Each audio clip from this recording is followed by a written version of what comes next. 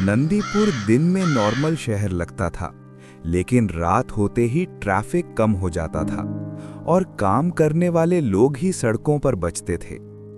इसी शहर में रोहित मल्होत्रा पिछले 2 साल से ज़ोमैटो के लिए काम कर रहा था। दिन में कभी काम नहीं करता था क्योंकि रात के ऑर्डर्स ज़्यादा मिलते थे और इंसेंटिव्स भी बेटर होते थे। रोहित का काम सिंपल था, रेस्टोरेंट से खाना उठाना और कस्टमर के घर तक पहुंचाना। लेकिन रात के काम के साथ एक अजीब आदत भी बन गई थी। रात में डिलीवरी करते वक्त आसपास के लोग, रोड्स और जगहें रोहित को याद रहने लगी थीं। ज़ोमैटो का लाल बैग पीठ पर लटका होता था और बाइक शहर के हर कोने में घूमती रहती थी। रोहित को ज्यादा सोचने की आदत नहीं थी। ऑर्डर आया, पिकअप किया और डिलीवरी की। इसी रूटीन की वजह से उसने कभी शहर के डार्क एरियाज को सीरियसली नहीं लिया था। उस रात भी सब नॉर्मल शुरू हुआ। आज रात काफी ऑर्डर्स आ रहे हैं। लगता है वीकेंड का इफेक्ट है। पिछले 3 घंटे से बाइक से उतरने का मौका भी नहीं मिला। बस ये लास्ट 2 डिलीवरीज हो जाएं, फिर घर जाकर सो जाऊंगा।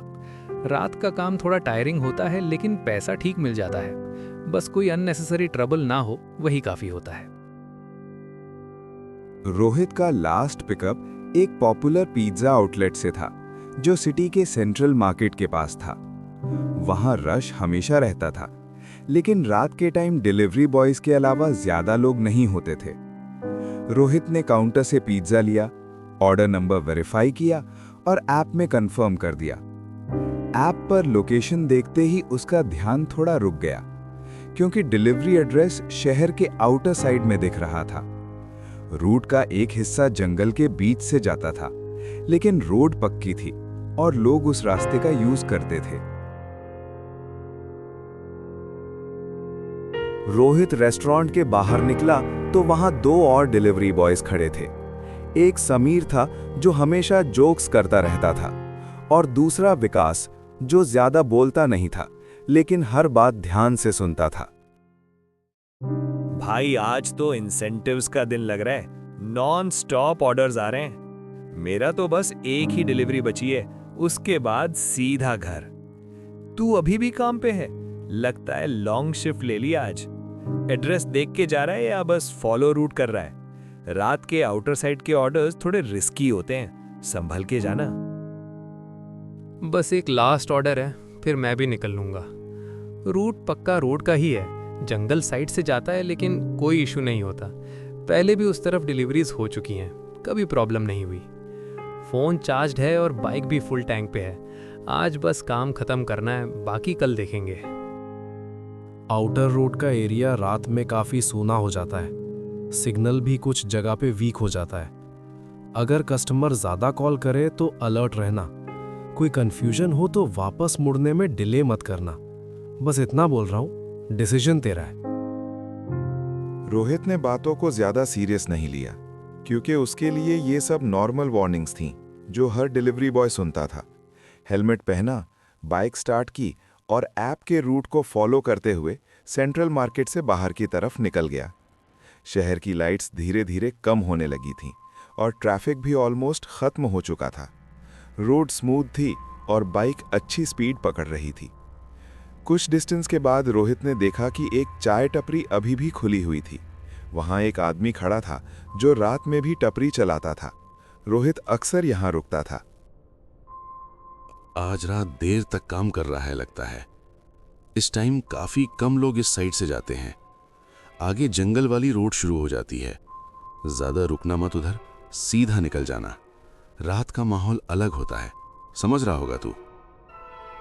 बस डिलीवरी छोड़ के आ रहा हूँ, फिर घर। रोड अच्छी है, कोई दिक्कत नहीं होनी चाहिए। कस्टमर का एड्रेस क्लियर है ऐप में। ज़्यादा टाइम नहीं लगेगा, मैक्सिमम 25 मिनट। चाय कल पीऊँगा, आज बस काम खत्म करना है। रोहित बिना रुके आगे बढ़ गया। कुछ ही मिनट में शहर की लास्ट स्ट्रीट लाइट पीछे रह गई और जंगल का एरिया शुरू हो गया। रोड अभी भी पक्की थी और प्रॉपरली मेंटेन्ड लग रही थी, लेकिन आसपास अंधेरा ज्यादा था। दोनों तरफ पेड़ थे और हवा में हल्की ठंडक महसूस होने लगी थी। बाइक की आवाज़ के अलावा और कोई साउंड नहीं आ रहा था। यहीं से रोहित का फोकस थोड़ा ज़्यादा शार्प हो गया। ऐप पर लोकेशन बार मूव हो रही थी और डिलीवरी डिस्टेंस अब भी काफ़ी था। तभी उसका फ़ोन वाइब्रेट हुआ। आप ही रोहित बोल रहे हैं ना, पिज्जा डिलीवरी के लिए? ऐप में दिख रहा है आप रूट पर हैं। आप टाइम से पहुंच जाएंगे, कोई जल्दी नहीं है। बस रूट फॉलो करते रहिए, रूट ठीक है। अगर कोई कंफ्यूजन हो तो कॉल कर लीजिए। हाँ जी, मैं रूट पर हूँ। ऐप के हिसाब से टाइम पर पहुँच जाऊँगा। एड्रेस क्लियर दिख रहा है मुझे। अगर कोई इशू आया तो मैं कॉल करूँगा। अभी मैं जंगल साइड के रूट पर हूँ। कॉल कट होने के बाद रोहित ने थोड़ी देर के लिए स्पीड कम की। कस्टमर का कॉल नॉर्मल था, लेकिन इतनी रात को इतनी डिटेल में रूट बताना थोड़ा अनयूजुअल लगा। फिर भी रोहित ने ज़्यादा सोचा नहीं, क्योंकि डिलीवरी के दौरान कस्टमर कॉल्स कॉमन होते थे। बाइक फिर से स्टेडी स्पीड में चलने लगी और जंगल का रास्ता और गहरा होता चला गया। जंगल के बीच वाली रोड शहर से काफ़ी दूर आ चुकी थी। दोनों तरफ पेड़ घने होते जा रहे थे और उनके बीच से रोड सीधी आगे बढ़ रही थी। रोहित की बाइक स्मूथ चल रही थी, लेकिन आसपास कोई मूवमेंट नहीं दिख रहा था। इस एरिया में स्ट्रीट लाइट बिल्कुल नहीं थी और सिर्फ बाइक की हेडलाइट ही रोड दिखा रही थी। ज्यादा अंधेरा होने के बावजूद रोड पर कोई गड्ढा या मिट्टी नहीं थी, जो बात थोड़ी अजीब लग रही थी।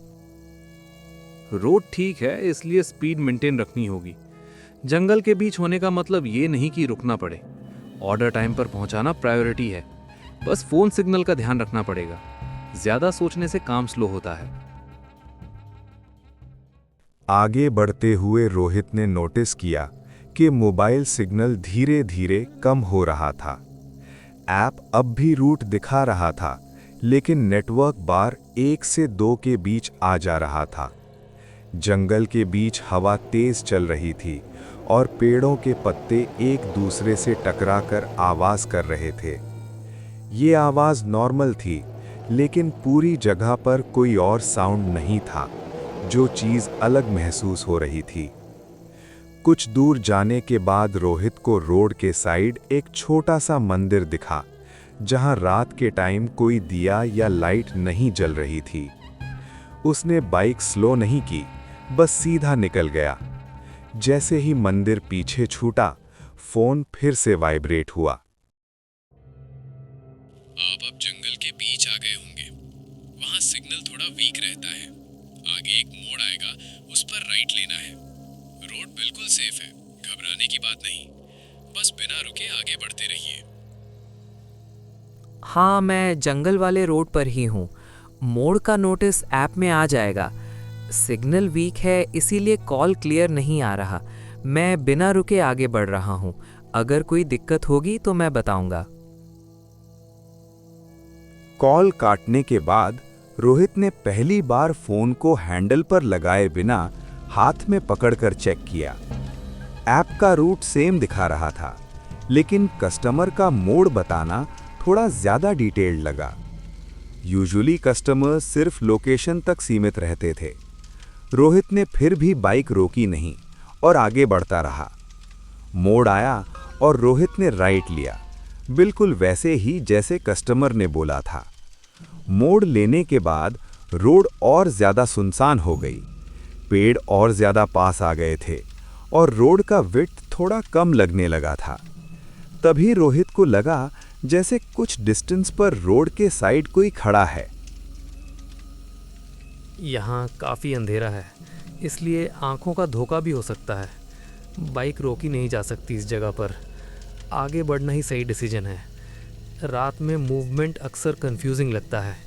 ज़्यादा फोकस रोड पर रखना होगा। जैसे ही रोहित उस जगह के पास से निकला, वहां कोई नहीं था। रोड बिल्कुल खाली थी।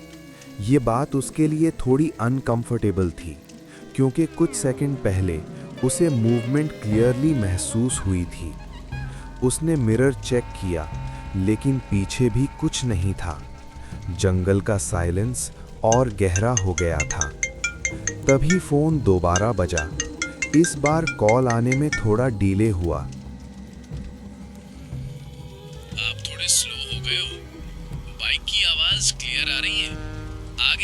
छोटा सा पुल पड़ेगा, पुल के बाद सीधा चलना, ज्यादा टाइम मत लगाइए। मैं मेंटेन कर रहा हूँ। रोड कंडीशंस के हिसाब से चलना पड़ता है। पुल के बाद रूट क्लियर है ना? सिग्नल इशू के वजह से बात लेट आ रही है। मैं लोकेशन पर पहुंच जाऊंगा। कस्टमर के वर्ड्स नॉर्मल लग रहे थे, लेकिन बाइक की आवाज क्लियर आना रोहित को समझ नहीं आ रहा था। फोन स्पीकर से इतनी डिटेल कैसे सुनाई दे रही थी, ये सवाल उसके दिमाग में बार बार आ रहा था।